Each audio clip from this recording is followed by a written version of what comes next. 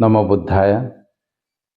श्रद्धा बुद्धि संपन्न पुण्यवंत उपासक उपासिका, प्रिय धम्म बंधु, मैं भंते मेत्तानंद श्रीलंका से बुद्धिज्म फॉर बिगिनर्स कार्यक्रम में आप सभी का स्वागत करता हूं।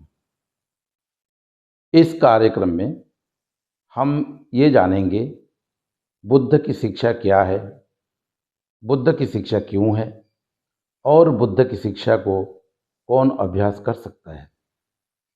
प्रिय धम्मबंधु, इस प्रश्नों को आधार कर एक कार्यक्रम का आयोजन किया गया है। मैं आशा करता हूँ आप इस यात्रा में हमारा साथ देंगे। तो आइए धम्मबंधु, हम इस विषय की शुरुआत करते हैं कि बुद्ध की शिक्षा क्या है। बुद्ध की शिक्षा एक सूत्र से हम कह सकते हैं, सब्ब पापस्य अकरणं कुशलस्य उपसंपदा सचित्त परियोदपनं एतं बुद्धानुशासन। बुद्ध की शिक्षा को अनुशासन कहा गया है। और ये अनुशासन कैसा है? इस अनुशासन में 3 चीजें आता है। पहला है सब्ब पापस्य अकरणं, किसी प्रकार के पाप नहीं करना, कुशल कर्म करना, सच्चित्त परियोदपनम, और चित्त का सभी प्रकार मैल को मूलोत्पाटन करके, सभी प्रकार मैल को साफ सफाई करके चित्त को निर्मल करना। ये 3 बातें हैं इस बुद्ध शासन के अंदर। तो सबसे पहले ये पाप क्या होता है? धम्मबंधु, ऐसा कहा जाता है, परोपकार पुण्याय पापाय परपीड़नम।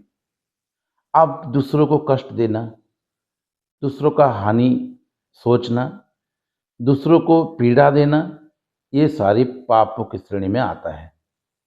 और ये भी पाप की श्रेणी में आता है जिसके वजह से हम खुद दुखी होते हैं, जिसके वजह से हमारा मन और ज़्यादा भाराक्रांत हो जाता है, जिसकी वजह से हम अनुताप की आग में जलते रहते हैं। ये सारी चीज पाप है। परंतु आज की समाज में पाप की परिभाषा या पुण्य की परिभाषा कुछ अलग तरीके से किया गया है। कुछ स्वार्थी व्यक्ति अपने स्वार्थ को केंद्र करके पाप और पुण्य का एक तालिका बना के रखा है। जिस प्रकार उस व्यक्ति की स्वार्थ में अगर बाधा आए तो ये सारी चीज पापों में आता है। उस प्रकार उस व्यक्ति की अगर हित में आए तो वो पुण्य में होता है। तो इसी प्रकार पाप और पुण्य का एक लंबा सा चिट्ठा कुछ लोगों ने बना के रखा है। आज हमारे समाज में जिस प्रकार उत्पीड़न हो रहा है, जिस प्रकार निरीह सरल सादे सीधे लोगों को उत्पीड़न किया जा रहा है, वो सब पाप है। लेकिन धर्म के नाम पर उसको पुण्य का मोहर लगाया गया है। तो प्रिय धम्मबंधु, यही बात को हमको समझना है और सभी प्रकार पाप नहीं करना, चाहे वो अपने आप को पीड़ा दे या दूसरों को पीड़ा दे, तो इस प्रकार के कार्य नहीं करना। कुशलस्य उपसंपदा, ये मन से संबंधित है। मन में कई प्रकार के अकुशल विचार उत्पन्न होते रहते हैं। कई प्रकार की जो ऐसे विचार उत्पन्न होते हैं जिसकी वजह से हम अपने मन में मैला जमा करते रहते हैं। प्रिय धम्मबंधु, ऐसा कहा जाता है, मनोपुब्बंगमा धम्मा मनुष्ठा मनोमया, यानी ये सारे जगत जो है ये मनोमय है, मन ही श्रेष्ठ है और ये मन से ही सभी चीजें उत्पन्न होता है। इसीलिए कहा जाता है, मनसा च पदुत्थेन भासति वा करोति वा।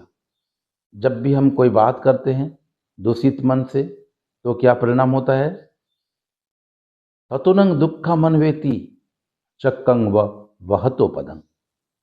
जिस प्रकार बैलगाड़ी में जो चक्का होता है और वो जिस प्रकार बैल के पाँव को पीछे पीछे चलते रहता है, पीछे पीछे चलते रहता है और बैल समझते रहता है कि जो चक्का है वो मुझे पीछा कर रहा है।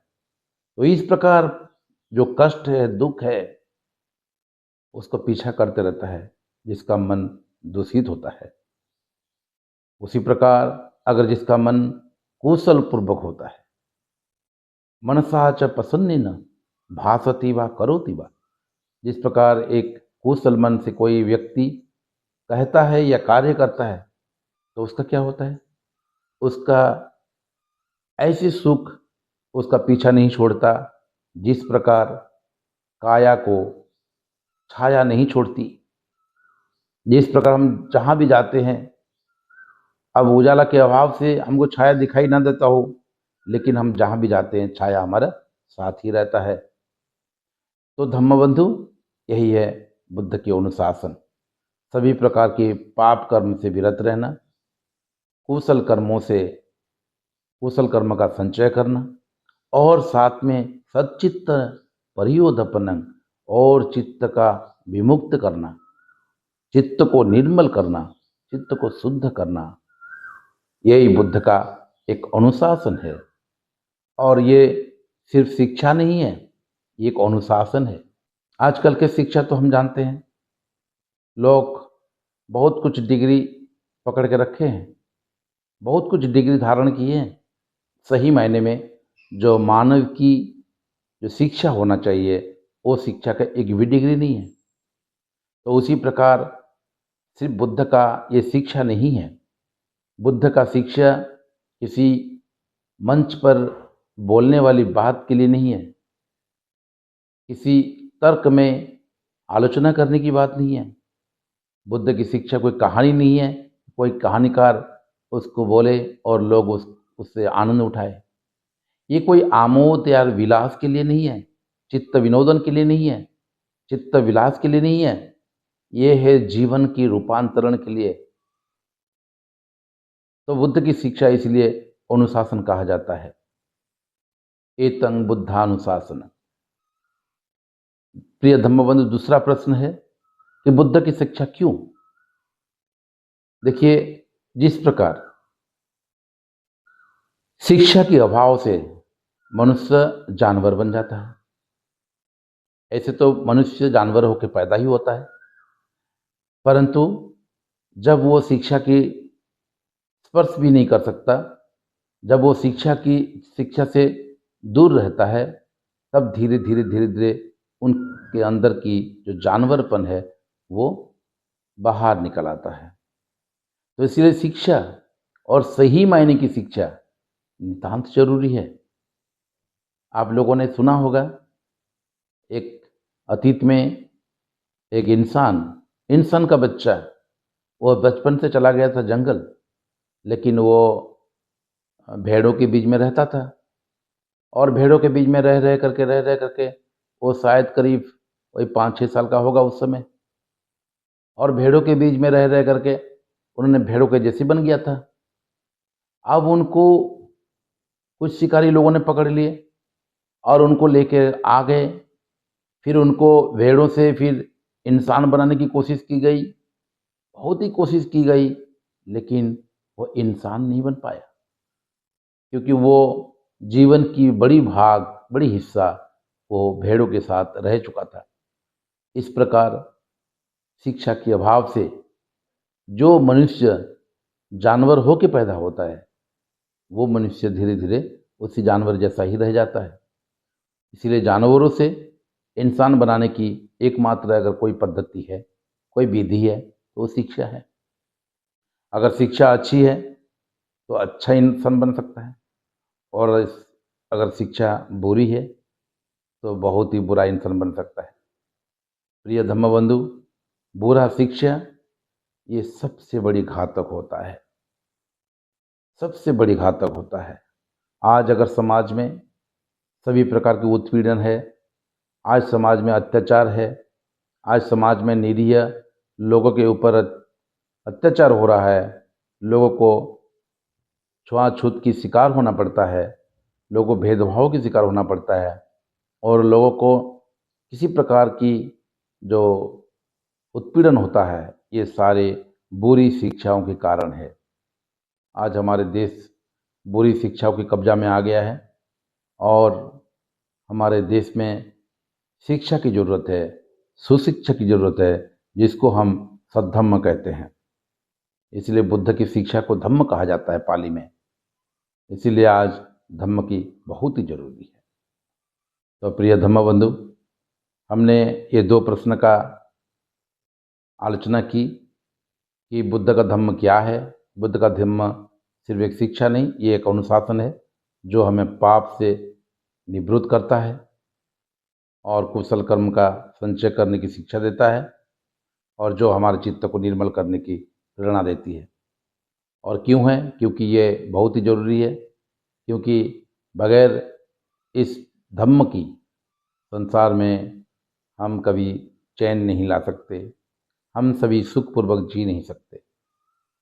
और अगला प्रश्न है, इस शिक्षा को कौन अपना सकता है? इस शिक्षा को कौन पालन कर सकता है, कौन अभ्यास कर सकता है? धम्मबंधु, इस शिक्षा को अभ्यास करने के लिए श्रद्धा की बहुत ही जरूरी है। इसका एक ही मात्र अगर योग्यता है इस शिक्षा को अभ्यास करने की, तो वो है श्रद्धा। और किस प्रकार की श्रद्धा?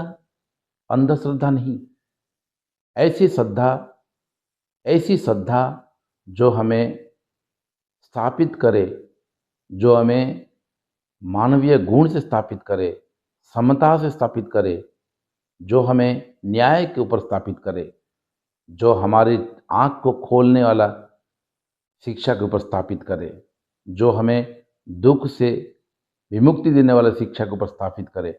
इसी प्रकार का श्रद्धा चाहिए, अटूट श्रद्धा चाहिए। और ये श्रद्धा ही इसका एकमात्र योग्यता है। तो आज हमने ये 3 प्रश्न का आलोचना की। आशा करता हूँ आगे इस कार्यक्रम को आगे बढ़ाएंगे और आप सभी लोग सहयोग करेंगे। इसी आशा के साथ अगले वीडियो में फिर हम मिलेंगे। इसी आशा के साथ सभी को और एक बार नमो बुद्धाय।